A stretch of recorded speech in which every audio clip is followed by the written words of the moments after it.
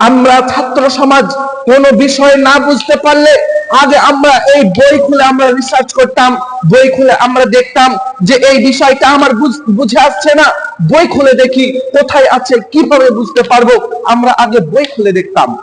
যখন থেকে নিয়ে আমাদের কাছে এই স্মার্টফোন এসেছে, স্মার্টফোন আসার পর এআই এসেছে, এআই যেমন চ্যাট জিপিটি, জিমিনি ইত্যাদি এই সমস্ত অ্যাপস গুলো চলে এসেছে, তখন থেকে নিয়ে আমরা আর কেউ বই খুলে দেখি না।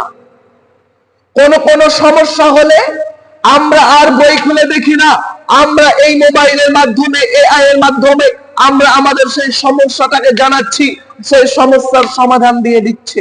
কোন বিষয়ে জানতে চাচ্ছি সেইটা দিয়ে দিচ্ছে এই এআই চ্যাট জিপিটি। এই কারণে আমাদেরকে আর বই খুলে দেখতে হচ্ছে না। এইভাবে আজ আমরা বই থেকে দূরে সরে যাচ্ছি, এইভাবে আজ বর্তমান ছাত্র সমাজ আমরা বই থেকে দূরে চলে যাচ্ছি।